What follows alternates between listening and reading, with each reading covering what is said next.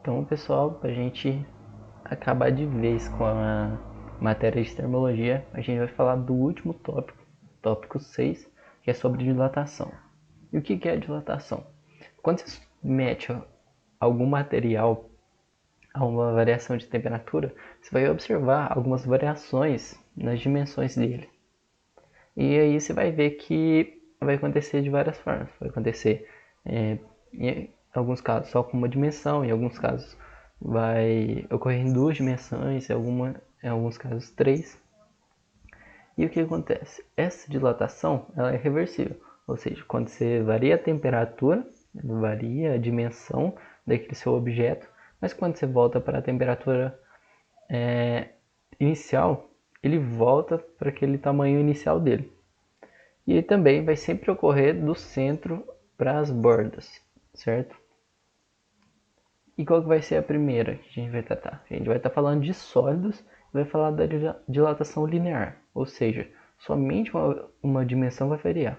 Então eu tenho essa barra e eu submeti essa minha barra, que tem uma largura inicial L0 e está uma temperatura inicial T0, a uma variação de temperatura ΔT, certo? E o que eu observei? Eu observei que depois que aumentei essa temperatura ΔT, a gente obteve uma nova largura, que eu chamo de L, que é a largura final. E quando eu meço aqui, eu coloco um perto do outro, eu vejo que tem essa variação. Isso aqui eu chamo de ΔL, que nada mais é que o L final menos L inicial. E aí a gente vê também, quando a gente observa a temperatura final, que é uma temperatura inicial mais uma temperatura, mais um delta teta, né? Foi o que eu variei. E aí o que a gente vê? Quando a gente coloca esses materiais para comparar, por exemplo, você pega uma barra e você submete ela a uma temperatura, uma variação de temperatura de, por exemplo, 10 graus. Você vê o tanto que ela aumentou. Mas aí se você variar 50 graus, você vai ver que ela vai variar mais ainda. Ou seja, a variação da largura é diretamente proporcional a ela é proporcional à variação da sua temperatura. E também vai ser proporcional à sua largura inicial e vai ser proporcional a um alfa. Esse alfa é um coeficiente de dilatação linear, que a unidade dele é Kelvin a menos 1, ou grau Celsius a menos 1, ou qual seja a unidade de temperatura que você está utilizando. E aí ele vai variar de material para material. E quanto maior esse coeficiente, como a gente está vendo aqui, ó, quanto maior foi ele, maior vai ser a variação da largura. Ou seja, quanto maior for o meu coeficiente, mais fácil o meu material varia de tamanho. E aí eu posso sair dessa minha primeira equação e chegar em uma outra. O que eu faço? Eu uso ΔL, que é igual a L final menos L inicial, certo? Essa é a minha primeira equação aqui. Eu tenho variação de largura, que é igual a largura inicial vezes o alfa vezes o ΔT. E aí, o que eu posso substituir? ΔL, que é igual a L final menos L inicial. Então, eu substituir aqui, ó, essa parte aqui. Então, fica L final menos L inicial, que é igual a L inicial vezes o alfa vezes o ΔT. E o que eu posso fazer? Eu posso passar o ΔL para lá somando. Então, ficaria L final, que é igual a L inicial, mais L inicial vezes alfa vezes ΔT. Eu coloco esse L inicial em evidência. Então, fica L final, que é igual a L inicial, vezes 1 mais alfa ΔT. Que aí, se você precisar de uma equação que já te dá direto a largura final, certo? Se tiver os outros parâmetros aí. Mas, espera lá, se eu estou causando uma variação de temperatura positiva, logicamente a minha temperatura final é maior do que minha temperatura inicial. E quando isso ocorre, esse ΔT aqui é positivo. Esse alfa sempre vai ser positivo e a largura não tem como ter uma largura negativa, então sempre é positivo.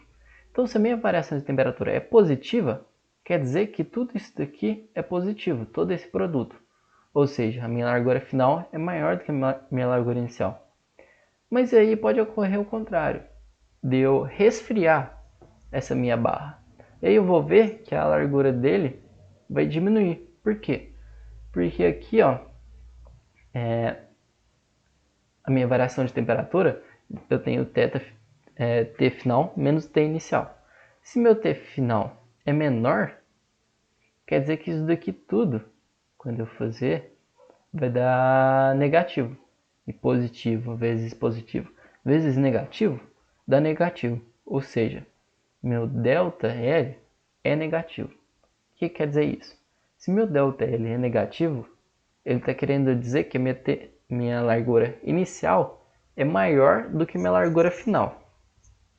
Ou seja, eu diminuí de tamanho quando eu resfriei isso. Se você colocar uma barra de ferro dentro da geladeira e você medir antes e depois que ela está lá na geladeira, você vai ver que vai ter diminuído de tamanho. E aí, se você colocar ela perto do fogo, você vai ver que ela vai aumentar de tamanho. E aí, pensa agora, se eu tiver duas barras de materiais diferentes, uma colada na outra e as duas de mesma largura. Mas espera lá, se elas são de materiais diferentes, elas têm alfa diferentes. Se elas tiverem alfas diferentes, elas vão variar de largura de maneira diferente. Então pensa lá, se eu tenho a de cima como alfa maior, ela vai dilatar mais ainda. Então ela vai, depois que elas dilatarem, as duas vão aumentar de tamanho, só que a de cima vai aumentar de tamanho mais do que a outra. Então a largura final dela fica maior do que a outra. Só que as duas estão coladinhas. Então o que acontece? Para elas manter essa parte final das duas coladas, uma curva a outra, já que a circunferência de fora é maior, então esse arco dela é maior e o arco de dentro é menor, então ela curva a de baixo e elas ficam curvadas assim para baixo. Isso porque o alfa da de cima é maior, certo? Mas pode acontecer o contrário. Se a minha de baixo tiver o alfa maior, então quer dizer que a hora que eu fizer vai acontecer isso. Então essa aqui dilatou mais ainda. Só que a pontinha delas tem que estar juntas, já que elas já que elas são uma lâmina bimetálica, começaram juntinhas. Então meio que estão coladas, por assim dizer. Então o que acontece? Ela vai curvar a outra para cima. Então se eu tenho a curvatura para cima, quer dizer que o alfa do metal que está embaixo é maior. Se ela está curvada para baixo, quer dizer que o alfa da de cima é maior. Isso aí tem algumas aplicações. Aquela lâmpada que tem na sua geladeira, algumas funcionam desse jeito, certo? E agora, se eu tiver uma barra metálica e ela for composta de dois materiais diferentes, ou seja, peguei uma barra e fiz assim, ó. Eu tenho uma barra que é desse tamanho, mas esse daqui, essa largura vai ser de ferro e essa outra largura vai ser de cobre. E aí, se eu colocar isso para dilatar, se eu colocar uma variação de temperatura aí, qual que vai ser a minha dilatação? Qual que vai ser a minha variação de ΔL? Qual alfa que eu uso? Se esse daqui tem um alfa diferente desse. Então o que você vai fazer? Você vai encontrar o novo alfa. Qual que vai ser esse novo coeficiente de dilatação? Vai ser a média ponderada a média ponderada desses coeficientes, sendo que o peso vai ser os comprimentos aqui. Então, por exemplo, se eu tenho Se eu tenho uma barra que tem 3 metros, 2 metros são de ferro e 1 metro é de cobre. Qual que seria esse alfa novo? Esse alfa novo ia ser 1, que é a largura do cobre, vezes o alfa do cobre, que o exercício te daria, mais 2, que é a largura do ferro, vezes o alfa do ferro, que o exercício vai te dar, dividido pela soma dos pesos, que são os comprimentos, que aí seria o comprimento total, que seria 3.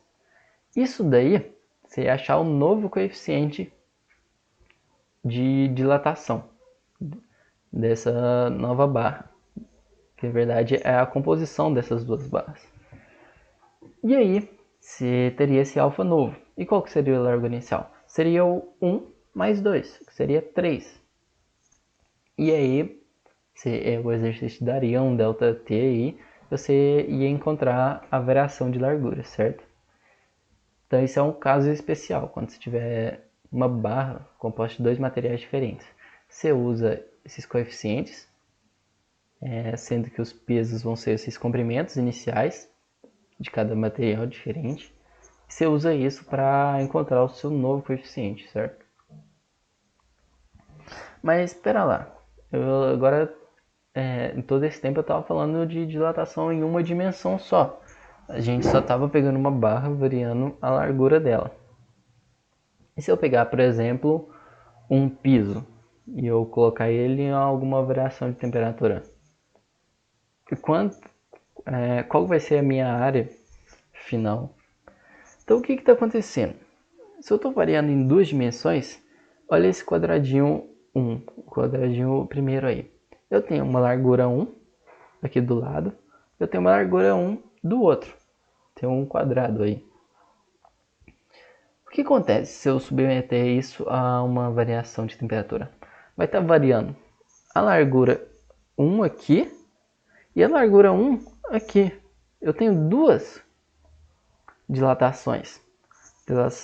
Eu tenho a dilatação da largura aqui, dilatação da largura lá. O que eu poderia fazer aqui para deduzir essas formas? Eu poderia pegar esse L final, que é igual a L inicial, vezes 1 mais alfa delta T, e elevar ao quadrado. E com isso, eu teria largura final vezes largura final, e o resto ali tudo ao quadrado. O que eu estou fazendo isso? Eu estou pegando aqui, ó, largura final vezes essa largura final, que nada mais é do que a minha área final.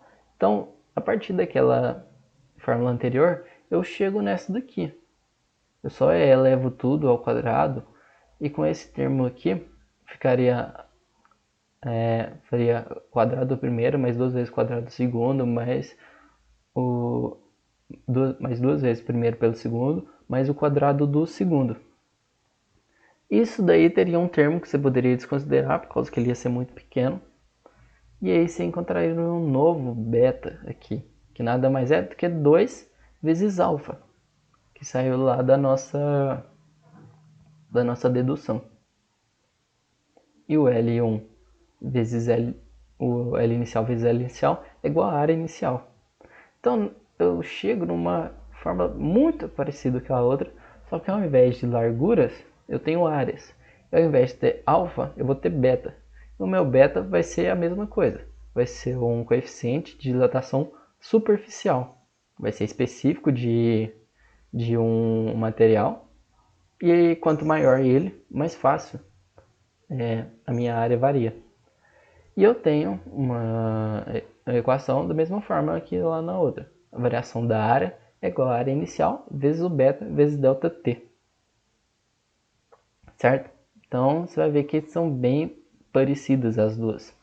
É só a gente trocar onde tem área por larguras e o alfa vira um beta, sendo que o beta é igual a 2 vezes o alfa. E agora se eu variar um sólido nas 3 dimensões, é só a gente fazer a mesma coisa. A gente tem uma variação de largura aqui, uma variação de largura aqui e uma variação de largura aqui. Para eu deduzir essas formas, o que eu faria? Pegaria a largura final e levaria ao cubo. Então ficaria LF ao cubo, que é igual a LI ao cubo, e todo esse termo aqui ao cubo.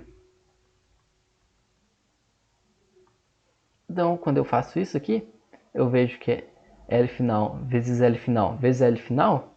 O que que é? Eu estou pegando isso, vezes isso. Eu estou pegando o volume final. E aqui ficaria Li ao cubo. Eu tenho largura inicial vezes largura inicial vezes largura inicial, que nada mais é do que o meu volume inicial. E se eu fatorar todo aquele termo elevado ao cubo, eu vou ver que eu vou desconsiderar alguns termos que vão estar muito pequenos, já que o alfa já é, a ordem de grandeza do alfa geralmente é 10 elevado a menos 5. Então se você levar isso ao quadrado, já fica 10 elevado a menos 10. Se levar ao cubo, fica 10 elevado a menos fica 10 elevado a menos 15, que é muito pequeno se ele desconsidera. O que sobra desse meu termo é 1 ao quadrado, 1 ao cubo, que é 1, mais 3 vezes meu alfa vezes ΔT. O que é isso? É o meu beta, meu gama. E o meu gama, eu falo que ele é 3 vezes o alfa. E da mesma forma, como a gente tinha aqui, é só a gente substituir onde tinha largura por volume. E trocar aqui no lugar do gama, no lugar que tinha alfa antes, são agora 3 vezes alfa, que nada mais é do que o meu gama. E eu tenho a mesma fórmula anterior lá, só que trocando aqui para volume e trocando para gama, certo? Então, dessas deduções que a gente fez, a gente consegue uma relação entre os coeficientes. Então, alfa sobre 1 é igual a beta sobre 2, que é igual a gama sobre 3. Então, é comum algum exercício te pedir a dilatação volumétrica, mas ele não te dá o gama, ele te dá o alfa. Então, o que você vai usar? Você vai usar essa relação. Então, alfa sobre 1 é igual a gama sobre 3. Você passa o 3 multiplicando, você passa o 1 multiplicando. Então, fica 1 gama, que é igual a 3 alfa. E você utiliza lá na sua fórmula. Lembrando da dedução que a gente fez aí. A gente só falou, mas porque não tem necessidade da gente escrever. Mas é para você ter a ideia de onde surge. Porque beta que é igual a 2 alfa, por que gama é igual a 3 alfa. Tudo sai dessas ideias que a gente falou aí para trás. Mas agora eu não estou mais tratando de sólidos, eu estou tratando de líquidos. O que acontece quando eu estou colocando algum líquido sobre uma variação de temperatura? A gente sabe que o líquido ele tem maior liberdade de movimento do que o meu sólido. Então, meu líquido ele tem um volume bem definido. Eu coloco esse meu líquido dentro de um recipiente. Então, eu peguei uma jarra de água, enchi até a bordinha. Ou seja, meu volume do meu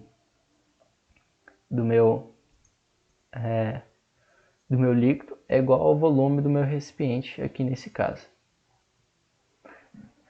E aí o que vai acontecer? Se eu submeter isso tudo a uma variação de temperatura, eu vou ver que meu líquido vai dilatar, vai aumentar de volume, e o meu recipiente também. O meu recipiente ele tem um material, ele vai aumentar de volume. Só que aí um é líquido e o outro é sólido. O líquido ele vai variar mais do que o meu sólido. Ou seja, nisso daqui ó, você pode ver que o meu recipiente está mais gordinho. Então o volume do meu recipiente é maior do que o meu volume aqui. E aí o meu líquido variou. Só que ele variou até uma taxa para compensar esse volume do meu recipiente para chegar até a borda. E aí já tem uma variação de volume. Só que ele varia mais. E o que ele varia mais é esse volume excedido, que é o que cai para fora, que é o que transborda. Geralmente a gente chama esse de volume excedido de volume aparente. Porque quando você olha, fica parecendo que só variou isso daqui. Mas na verdade o meu recipiente variou, o meu líquido variou para compensar isso e encher, e ele ainda variou além, por causa que o líquido varia mais do que o sólido. E isso cai para fora, que é o volume excedido. Então o que eu posso pensar aqui? Eu posso tratar de três frentes. O meu volume real, que variou, que seria o que variou daqui para cá, que variou para encher o meu recipiente, mais isso daqui. Então eu tenho o meu volume real, eu tenho o volume do recipiente, que está variando, eu tenho esse volume aparente, que antes aqui estava vazio e agora aqui ficou preenchido um pouquinho. Esse aqui é o meu volume aparente. Então o que eu posso fazer? Eu posso dizer aqui que a variação do volume real é igual à variação do volume do recipiente mais a variação do volume aparente. O que são isso? Variação de volume real é o que eu estou querendo achar, que é o que realmente o líquido variou. Que vai ser igual à variação do recipiente, que ele ficou mais gordo daqui para cá. Então ele aumentou de volume no recipiente. E aqui também a variação do volume aparente, que era aqui estava vazio e aqui ficou um pouquinho cheio. Cada um desses aqui eu posso tratar como uma variação volumétrica normal antes. Então aqui teria um VI, eu falando aqui do real. Então variação do volume real é igual ao volume inicial real vezes um gama real vezes a variação de temperatura. Só que isso daqui vale também para o recipiente. Só que aí o que ia trocar? A variação do volume do recipiente vai ser igual ao volume inicial do recipiente vezes o alfa o gama do recipiente vezes ΔT. Então, se eu fizer algumas deduções aqui, vai chegar nessa minha relação, que o gama o gama real é igual ao gama do recipiente mais o gama aparente. Você sempre vai poder usar essa fórmula aqui e essa fórmula aqui para encontrar o que quer que seja. O seu exercício pode pedir qualquer variação do volume aparente e te dar as informações para você encontrar isso e encontrar isso, certo? Ou ele pode te dar outro e pedir para você achar outra coisa, mas sempre vai valer essas relações aqui. E dentro dessa variação de volume aqui, você pode usar as relações. Só cuidado que o gama não vai ser igual para todos. A gente vai ter um gama de variação de volume aparente, a gente vai ter um gama para o recipiente e a gente vai ter um grama para o líquido real, certo? Por isso que é bom lembrar dessa fórmula aqui de baixo, para você não confundir e substituir todos os gamas iguais aqui, certo? E aí eu vejo que uma coisa, nesse aqui a gente viu que o volume de tanto nessa dos sólidos quanto na dos líquidos, a gente viu que o meu volume varia quando a gente varia a temperatura. A massa não varia em hipótese alguma. A minha massa continua o mesmo, por causa que eu tenho o mesmo número de moléculas, de átomos ali dentro. O meu número de não está ocorrendo nenhuma reação química, então não está variando nada de número de átomos nem moléculas. Então minha massa continua igual. Mas e se eu tenho uma massa igual e volume variando, eu tenho que a minha densidade está variando. O que é minha densidade? Densidade é a massa sobre volume. Então o que acontece aqui? Ó? Se eu posso colocar em dois casos. Meu caso inicial e meu caso final. Meu caso inicial, eu tenho que a densidade inicial, se eu passar o volume aqui multiplicando, eu tenho densidade inicial vezes o volume inicial, que é igual a alguma massa. E olha que essa massa não vai variar. E agora no meu segundo caso, meu caso final. nesse caso final, eu tenho densidade final vezes volume final, que é igual a massa. Essa massa é igual nos dois casos. Então eu posso igualar e eu chego nessa equação. Densidade inicial vezes volume inicial, que é igual a densidade final vezes volume final. Presta atenção nessa parte aqui de verde, que eu vou substituir uma equação que a gente já conhece. Então, é essa daqui. Meu volume final é igual a volume inicial vezes 1 mais gama delta T. Que é isso daqui que eu substituí. Então, pega essa equação e eu tenho essa coisa em verde, que é igual a essa coisa em amarelo. Então, eu vou substituir aqui o que está em verde pelo que está em amarelo. Então, eu fico, essa parte continua igual aqui embaixo. Então, densidade inicial vezes volume inicial, que é igual a densidade final, continua, e aqui o que eu substituí. Volume inicial vezes 1 mais gama delta T. Eu tenho volume inicial desse lado, e olha que está tudo multiplicando. Eu tenho volume inicial daqui, também está tudo multiplicando. Então eu posso cortar isso. Qual que é a relação que eu vou chegar aqui no final? Que a densidade final é igual a densidade inicial dividido pelo volume inicial vezes 1 mais gama T. Olha que isso aqui está tudo dentro de um colchete, então é isso daqui dividido por tudo isso. E onde que vai valer isso aí? Vai valer para materiais que aumenta de volume quando a temperatura aumenta. E a gente tem uma exceção importante, que é a água. A água, quando ela está de 0 a 4 graus Celsius, ela está aumentando de temperatura de 0 até 4. O que acontece? O volume dela, ao invés de aumentar, diminui. Então, ela tem uma exceção aí, por causa das características das ligações químicas dela. Então, quando ocorre isso de 0 até 4, essa variação de 0 a 4, o volume dela diminui. E aí, qual que é a consequência disso? Isso aqui não vai valer, por causa que já está numa... o que a densidade dela não vai... como é que eu falo? A densidade dela não vai... Se eu estou aumentando a temperatura aqui, na verdade o meu volume final,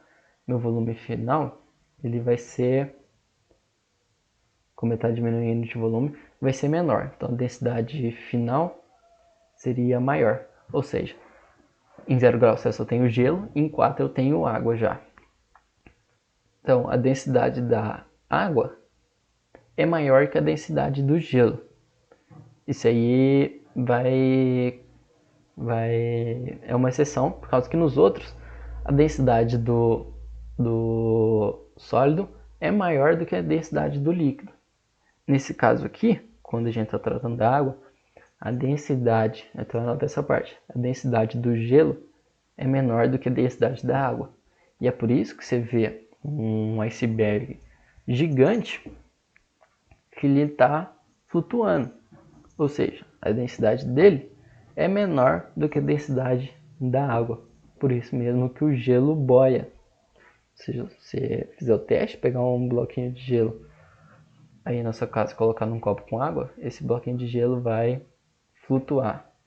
Então a gente mostra aí que a densidade do gelo é menor que a densidade da água. Já tratando de outros materiais, a densidade dos sólidos desses materiais é maior do que a densidade dos líquidos, certo? Então, é isso daí. A gente terminou o tópico 6 de termologia, que era dilatação, que era o tópico final de termologia. Então a gente vai parar de tratar de temperaturas, de variação de temperaturas, de gases, de energias térmicas, transição e tudo isso. A gente vai parar de tratar disso. Vai começar a falar sobre outro assunto que cai bastante, principalmente no Enem, que é ondas, certo? Então, na próxima semana a gente vai estar de cara nova falando agora sobre ondas, certo? Então, até mais, galera.